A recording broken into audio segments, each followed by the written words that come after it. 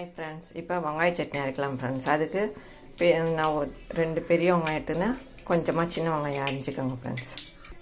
இப்போ வெங்காய சட்னிக்கு தாளிப்பு கொடுத்துக்கலாம் ஃப்ரெண்ட்ஸ். எண்ணெய் ஊற்றி கடுகு போட்டேன், பெருங்காயம் ஆட் பண்ணிக்கோங்க, சீரகம் ஆட் பண்ணிக்கோங்க,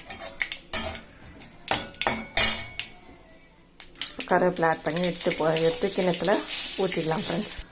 ஒரு ஸ்பூன் உளுத்தம் பருப்பு, ஒரு ஸ்பூன் கடலைப்பருப்பு ஆட் பண்ணிக்கோங்க. இப்போ நான் சின்ன வெங்காயம் கொஞ்சம் போட்டுக்கிறேன், இஞ்சி பூண்டு ஆட் பண்ணிக்கணும், பெரிய வெங்காயம் அரிஞ்சதை ஆட் பண்ணிக்கணும், தேவையான அளவு உப்பு ஆட் பண்ணிக்கணும். நல்லா செவப்பு வார்த்துக்கோங்க ஃப்ரெண்ட்ஸ்.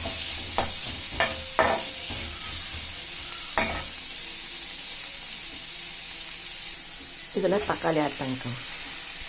தக்காளி நல்லா வதங்கட்டும் ஃப்ரெண்ட்ஸ், அப்புறம் சட்னி டேஸ்ட்டாக இருக்கும். இதில் கொஞ்சமாக மிளகு ஆட் பண்ணிக்கோங்க, காஞ்ச மிளகாய் ஆட் பண்ணிக்கோங்க.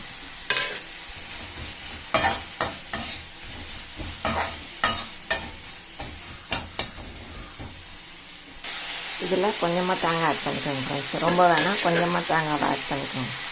இப்போ தக்காளி நல்லா வதங்கிச்சு ஃப்ரெண்ட்ஸ். இதில் கொத்தமல்லி போட்டு வதக்கிடுங்க ஃப்ரெண்ட்ஸ். ரொம்ப வதக்க வேணாம், கொஞ்சமாக வதக்கினா போதும் ஃப்ரெண்ட்ஸ்.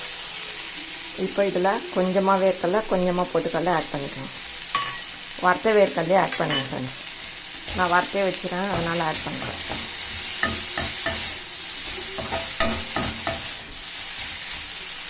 இது ஒரு 2 நிமிஷம் வதங்கினா போதும் ஃப்ரெண்ட்ஸ். கேஸ் ஆஃப் பண்ணிவிட்டு ஆற வச்சிடலாம் ஃப்ரெண்ட்ஸ். கேஸ் சிம்லேயே இருக்கட்டும் ஃப்ரெண்ட்ஸ். இது ஒரு 2 நிமிஷம்.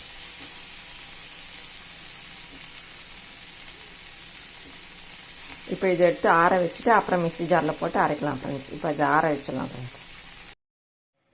இப்போ இது ஆறிடுச்சு ஃப்ரெண்ட்ஸ். இப்போ இதை மிக்ஸி ஜாரில் போட்டு அரைச்சிடலாம். இப்போ இதை ஒரு பல்ஸ் கொடுத்துட்டு அப்புறம் தண்ணி ஊற்றி அரைங்க ஃப்ரெண்ட்ஸ், அப்போ தான் நல்லா அரையும். இப்போ இந்த சட்னி மிஷிந்துச்சு ஃப்ரெண்ட்ஸ். இந்த தாளிச்சதில் எடுத்துலாம் ஃப்ரெண்ட்ஸ். இந்த சட்னி செம்ம டேஸ்ட்டாக இருக்கும் ஃப்ரெண்ட்ஸ். இதே மாதிரி செஞ்சு சாப்பிட்டு பாருங்கள் ஃப்ரெண்ட்ஸ். இந்த வீடியோ பிடிச்சிருந்தால் லைக் பண்ணுங்கள், ஷேர் பண்ணுங்கள், ஹைப் பண்ணுங்கள் ஃப்ரெண்ட்ஸ். டாட்டா பாய் பாய். மீண்டும் அடுத்த வீடியோவில் சந்திப்போம்.